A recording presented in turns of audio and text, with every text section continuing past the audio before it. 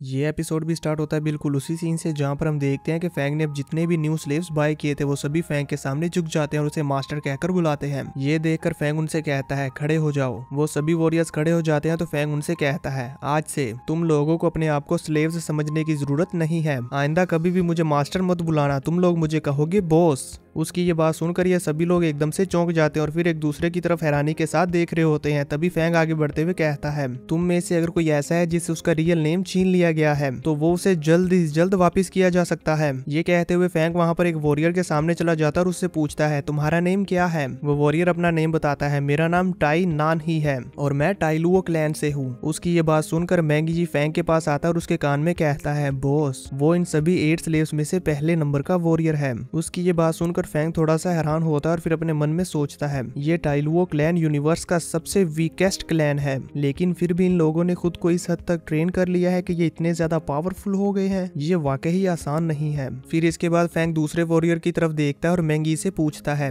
क्या ये तुम्हारे क्लैन से है। जिस पर मैंगी उसे बताता है जी हाँ, इसका नेम ओग्यू है और ये हमारे ही मैंग क्लैन में एक फेमस वॉरियर है। मेरे मुकाबले में इसका कॉम्बैट एक्सपीरियंस काफी ज्यादा है और इसकी एबिलिटीज भी बहुत स्ट्रोंगर है। ये इन 8 स्लेव्स में फर्स्ट स्पिरिचुअल मास्टर है। फैंग मैंगी जी की ये बात सुनकर समझ जाता है कि ये वाकई में ही बहुत स्ट्रॉन्ग है और फिर अब अपने मन में सोचता है कि ये जो बाकी के 6 पीपल्स हैं ये सब भी सेम लेवल पर स्ट्रॉन्गेस्ट पीपल हैं और ये सबसे स्ट्रॉन्गेस्ट कॉम्बैट पावर है जो मैं एक दिन में इकट्ठा कर पाया हूँ। ये सब सोचने के बाद फैंग उनसे कहता है कि अब हम फौरी तौर पर एक रेस्क्यू मिशन पर जाएंगे। आप सभी लोग इस मिशन की टीम के इंपॉर्टेंट मेंबर्स हो और फ्यूचर में तुम लोग मेरे साथ मिलकर लड़ोगे। अगर फ्यूचर में मैं इतना ज्यादा स्ट्रॉन्ग हो जाता हूँ कि मुझे तुम लोगों की प्रोटेक्शन की जरूरत ना रही तो तब मैं तुम लोगों की बायोचिप को कैंसिल कर दूंगा जिससे कि तुम लोग दोबारा से आजाद हो जाओगे। फैंग की ये बात सुनकर वो सभी लोग वहाँ पर काफी ज्यादा हैरान हो जाते हैं। ओग्यू आगे बढ़ते हुए रिस्पेक्टफुली फैंग से कहता है आपको प्रोटेक्ट करना हमारी ड्यूटी है, फिर चाहे हम आजादी ना भी हासिल कर सके हम आपको प्रोटेक्ट करने के लिए अपनी पूरी कोशिश करेंगे। फैंग उसे समझाते हुए कहता है मैं तुम लोगों को अपनी जान को खतरे में डालने के लिए नहीं कह रहा हूँ। मेरा क्लैन अभी बहुत बड़े खतरे में है। मुझे भी ये समझ आ गया है कि फ्रीडम कितना ज्यादा प्रीशियस है। मैं ये सब कर रहा हूँ ताकि मेरा क्लैन गुलामी से बच सके, लेकिन अगर मैं इसकी वजह से दूसरे लोगों को ही अपना गुलाम बनाऊंगा तो फिर मुझ में और उन लोगों में क्या फर्क रहेगा। फैंग की ये बात सुनकर वहाँ पर मौजूद सभी के सभी स्लेव्स काफी ज्यादा हैरान हो जाते हैं। टाई नान ही के तो यहाँ पर आंसू निकल आते हैं और वो कहता है मैंने ऐसी कमिटमेंट आज से पहले कभी नहीं सुनी। ये कहते हुए वो आगे बढ़ता है और कहता है ये फर्स्ट टाइम है बॉस, मैं टाई नान ही आज से आपको फॉलो करने को तैयार हूँ। ये कहते हुए वो वहाँ पर फैंग के सामने घुटनों पर झुक जाता है। इसी के साथ साथ वहाँ पर सभी के सभी स्लेव्स फैंग के सामने घुटनों पर झुक जाते हैं और कहते हैं हम लोग भी आपको फॉलो करेंगे। उनको ऐसा करता हुआ देखकर फैंग खुश हो जाता है और कहता है तो फिर ठीक है चलो अब हम चलते हैं। सीन चेंज होता हमें दिखाया जाता है कि लुओ फैंग अपने स्पेसशिप में अर्थ की तरफ जा रहा होता है। इसी के साथ साथ स्लेव्स का भी वो दूसरा स्पेसशिप लुओ फैंग के साथ ही अर्थ की तरफ बढ़ रहा होता है। फैंग वो बाता से कहता है अब हमें यूजिन और हुआ की लोकेशन को ढूंढना है और वो हमें वो नहीं बताएगा, इसलिए हमें उनसे पहले उन्हें ढूंढना होगा। लुओ फैंग की ये बात सुनकर बोबाता वहाँ पर अटूका को निकाल लेती है। यहाँ पर हम देखते हैं कि अटूका तो काफी ज्यादा खुश होती है और वो वहाँ पर इंजॉय करते हुए स्नैक्स खा रही होती है।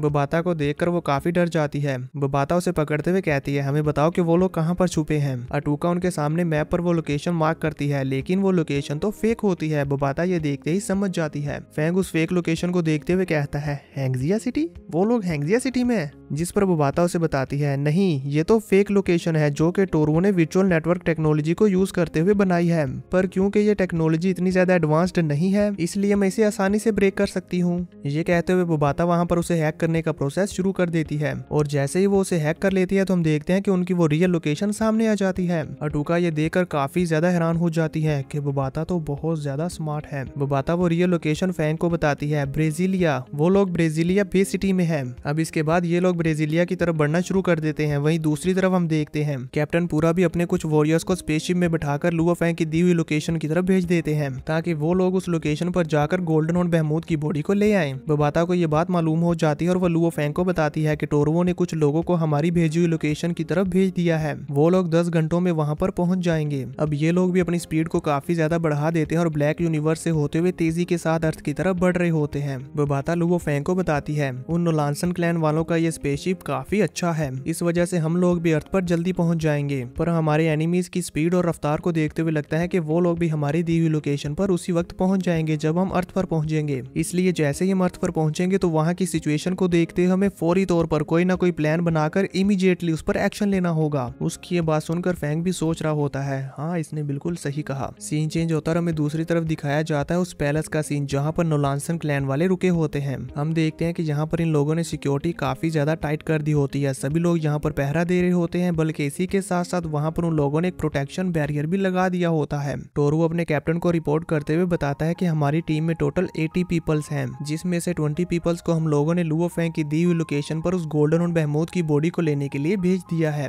जिस वजह से अब हमारी टीम की थोड़ी सी कॉम्बैट पावर कम हो गई है। पर इससे कुछ खास फर्क नहीं पड़ेगा क्योंकि इन अर्थ के लोगों की एबिलिटी बहुत कम है। कैप्टन पूरा आपको फिक्र करने की जरूरत नहीं है। जिस पर कैप्टन पूरा उसे कहता है लेकिन फिर भी चौकन्ने रहो, अपनी सिक्योरिटी को और भी ज्यादा टाइट कर दो और इंटेलिजेंट सिस्टम की सिक्योरिटी को भी बढ़ा दो। लुओ फैंग चोरी छिपे यहाँ पर नहीं घुसना चाहिए। कैप्टन पूरा के ये कहते साथ ही व्यू चेंज हो जाता है और हम देखते हैं लुओ फैंग को जो कि अब इनके पैलेस के ऊपर आ चुका होता है। पर यहाँ पर आकर वो देखता है कि इन्होंने तो यहाँ पर प्रोटेक्शन बैरियर लगा रखा है, अगर हम लोग यहाँ इंटर होते हैं तो उन लोगों को पता चल जाएगा कि हम यहाँ पर आ गए हैं। और इसी के साथ साथ इन लोगों ने यहाँ पर सिग्नल्स भी ब्लॉक कर रखे हैं, जिससे कि हम अंदर का अंदाजा भी नहीं लगा सकते कि यहाँ इस जगह के अंदर क्या चल रहा है। ये देखते हुए बोबाता यहाँ पर अपने स्पेसशिप को इनविजिबल कर देती है और फिर चेक करते हुए बताती है कि ये तो बेसिक लेवल का इंटेलिजेंट सिस्टम है जो कि हमारे सिग्नल्स को ब्लॉक कर रहा है और हमें ये जानने नहीं दे रहा कि इस जगह पर क्या चल रहा है।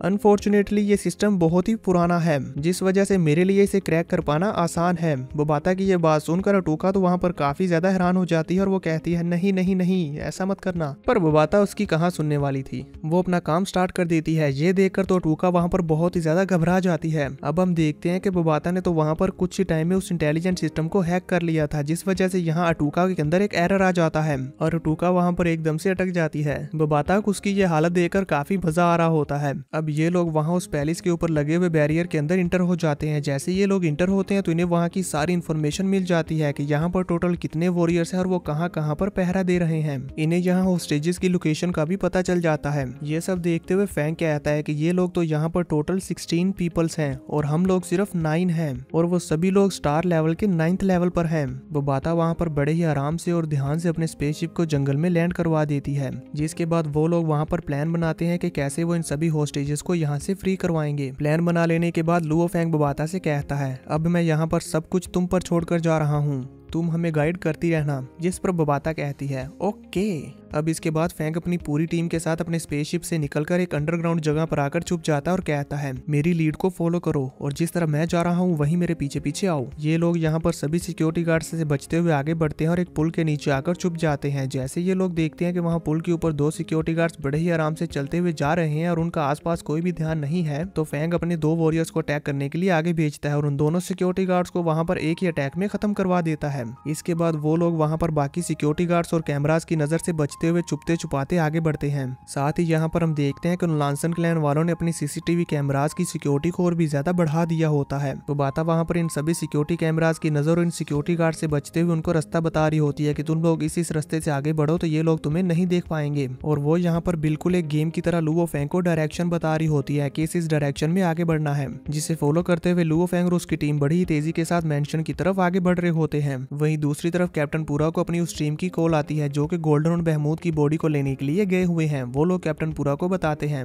हम लोग लुओ फैंग की दी हुई लोकेशन पर पहुंच चुके हैं, पर हमें यहाँ पर कुछ गड़बड़ लग रही है क्योंकि यहाँ पर गोल्डन और बहमूद की बॉडी के होने के कोई भी आसार नजर नहीं आ रहे। हमने गोल्डन और बहमूद के बायोलॉजिकल सिग्नल्स को ट्रैक किया है, जिससे हमें मालूम हो रहा है कि ये लोकेशन फेक है। उसकी ये बात सुनकर कैप्टन पूरा काफी ज्यादा शॉक हो जाता है, साथ ही साथ टोरवो भी काफी हैरान था और वो कहता है लुओ फैंग का हमें गोल्डन और बहमूद को देने का कोई इरादा नहीं है, वहीं दूसरी तरफ फैंग सभी सिक्योरिटी गार्ड्स और सीसीटीवी कैमरास की नजर से बचते हुए आगे बढ़ रहा था। अब एक वॉरियर बड़ी तेजी के साथ कैप्टन पूरा के पास आता है और उन्हें बताता है हमारे 2 वॉरियर्स जो कि बाहर पेट्रोलिंग कर रहे थे वो गायब हैं, उनसे कॉन्टेक्ट नहीं हो पा रहा। ऐसा लगता है कि उन पर हमारे ओपोनेंट ने अटैक किया है। ये सुनकर कैप्टन पूरा वहां पर खड़े हो जाते हैं और उन्हें लुओ फैंग पर काफी ज्यादा गुस्सा आ रहा होता है। वो कहता है लुओ फैंग वो यहाँ पर आ चुका है। ये कहने के बाद वो बड़ी ही तेजी के साथ टोरुओ के पास जाते हैं और उससे कहते हैं तुम मेरे साथ होस्टेजिस पर नजर रखो, साथ ही साथ इन होस्टेजिस के ऊपर लगे हुए सीसीटीवी कैमरास पर भी नजर रखो, जिस पर टोरुओ बिल्कुल ऐसा ही करता है। और फिर अब कैप्टन पूरा अपने सभी वॉरियर से कहता है अपने कॉम्बैट मोड में आ जाओ और जैसे ही तुम लोगों को कोई भी पर्सन सस्पिशियस लगे फौरी तौर पर उस पर हमला कर दो।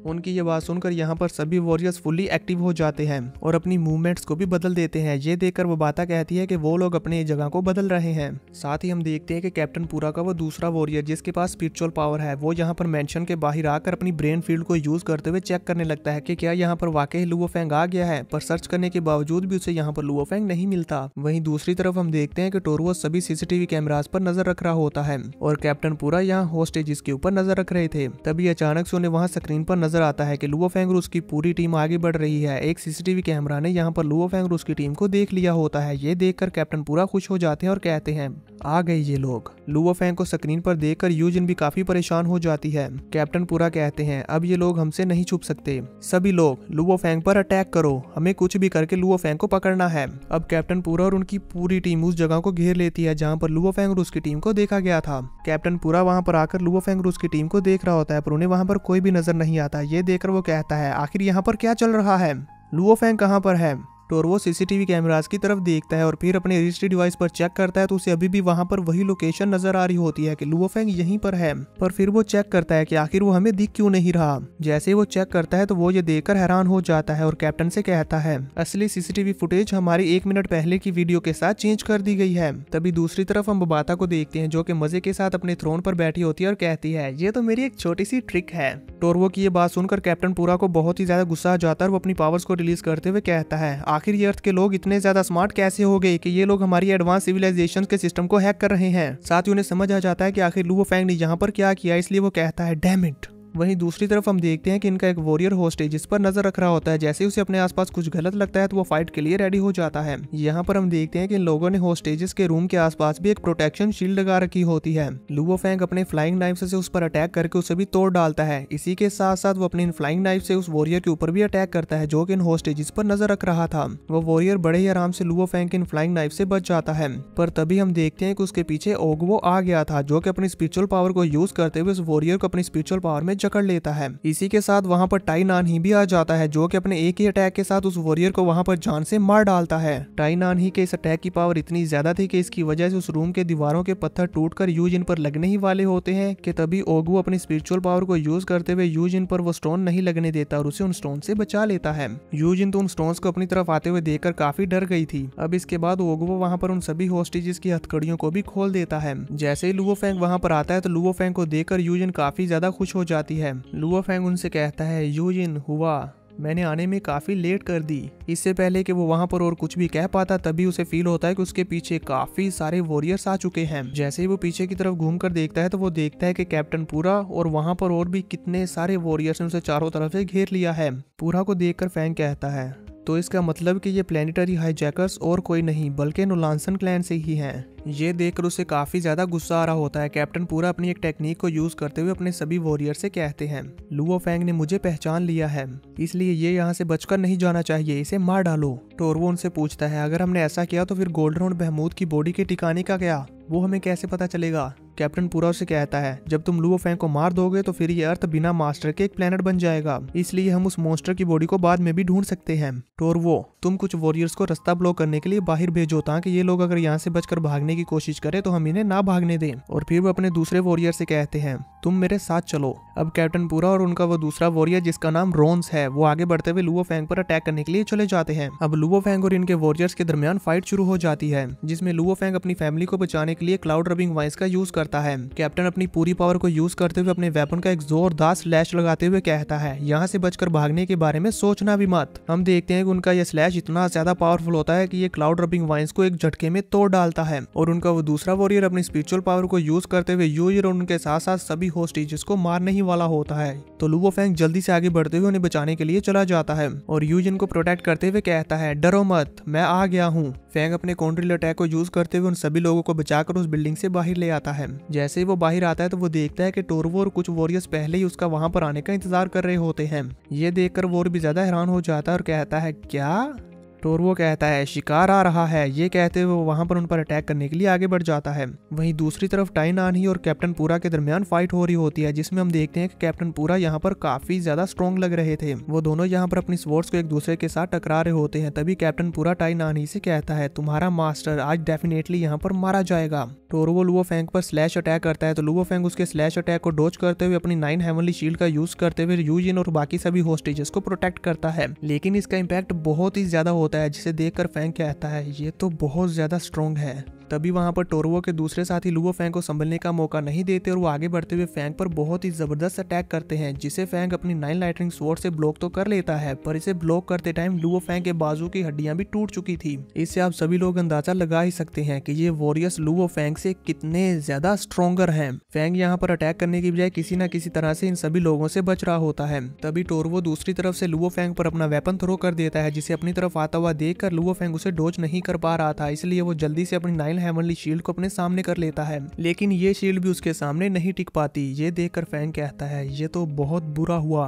पर क्योंकि ये अटैक लुओ फेंग की शील्ड के साथ टकराया था तो इसकी वजह से वहां पर बहुत ही जबरदस्त इंपैक्ट हुआ था, जिसकी वजह से लुओ फेंग और वो वेपन दोनों ही दूर दूर धकेल दिए जाते हैं। इस इंपैक्ट से लुओ फेंग को बहुत बड़ा झटका लगता है और वो कुछ टाइम के लिए खुद को संभाल नहीं पाता, जिस वजह से यूजिन और बाकी सभी होस्टेजेस जिनको लुओ फेंग ने अपनी स्पिरिचुअल पावर से हवा में होल्ड कर रखा था, वो सभी नीचे गिरने लगते हैं। उन्हें गिरता हुआ देखकर फेंग जल्दी से अपनी क्लाउड रबिंग वाइन्स को उन्हें बचाने के लिए भेज देता है। तभी नोलांसन क्लैन के वॉरियर्स चारों तरफ से लुओ फेंग पर अटैक कर देते हैं, पर क्योंकि यहाँ पर लुओ फेंग यूजिन और बाकी सभी होस्टेजेस को बचाने में बिजी होता है तो वो ये नहीं देख पाता। जैसे ही वो ये देखता है तब वो अटैक इनको हिट होने ही वाला होता है, पर अब इससे पहले कि वो अटैक लुओ फेंग को लग पाता तभी वहां पर टाई नानही और उसके बाकी टीम मेंबर्स आ जाते हैं, जो कि यहाँ पर आकर लुओ फेंग की जान बचा लेते हैं। अगर ये लोग यहाँ पर 2 सेकंड भी लेट हो जाते तो लुओ फेंग के तो 4 टुकड़े हो जाते। टाई नानही को वहां पर आया हुआ देखकर टोरवो क्लैन के सभी मेंबर्स उन पर अपने वेपन्स को थ्रो कर देते हैं और ये लोग भी यहाँ पर कंफ्यूज हो जाते हैं कि अब इन्हें कैसे ब्लॉक करें। अब वो वेपन्स इन लोगों को हिट होने ही वाले होते हैं कि तभी हम देखते हैं कि ओगवो अपनी स्पिरिचुअल पावर को यूज करते हुए इन सभी वेपन्स को वहां पर दूर हटा देता है और टाई नानही और लुओ फेंग की जान को बचा लेता है।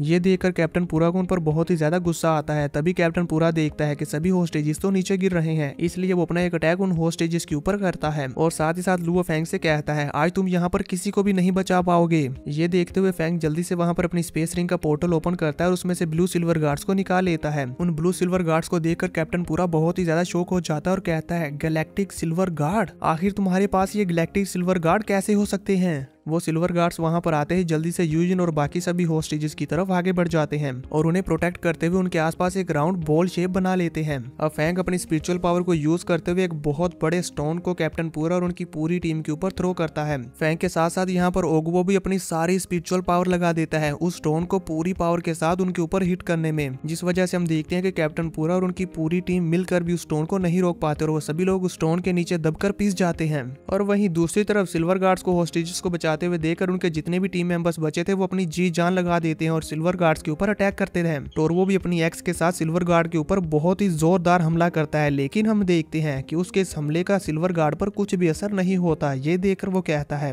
इसकी डिफेंस तो बहुत ही स्ट्रॉन्ग है। सभी वॉरियर्स यहाँ पर अपने वेपन्स को यूज करते हुए सिल्वर गार्ड पर अटैक कर रहे होते हैं, लेकिन सिल्वर गार्ड पर इसका कुछ भी असर नहीं होता और वो इन होस्टेजेस को यहाँ से बचा कर लेकर चला जाता है। अब फेंग और उसकी पूरी टीम भी कैप्टन पूरा और उसकी बाकी टीम को वहां पर बेवकूफ बनाकर अपने स्पेसशिप में आ जाते हैं। जैसे ही कैप्टन पूरा उस स्टोन को तोड़कर वहां से बाहर निकलता है तो उसे फेंग पर बहुत ही ज्यादा गुस्सा आ रहा होता है, पर वो देखता है कि फेंग तो अपने स्पेसशिप में पहुंच चुका है। फेंग वहां पर स्पेसशिप में पहुंचकर उससे कहता है, दोबारा नजर मत आना। ये कहते ही वो वहां से बहुत ही तेजी के साथ अपने स्पेसशिप को लेकर चले गए थे। कैप्टन पूरा कहते हैं, एवरीवन जल्दी से उनका पीछा करो। वो सभी वॉरियर्स तेजी से फ्लाई करते हुए लुओ फेंग का पीछा करने लगते हैं और इसी के साथ ये एपिसोड यहीं पर खत्म हो जाता है। तो देखेंगे नेक्स्ट एपिसोड में क्या लुओ फेंग यहाँ से बचकर भाग पाएगा।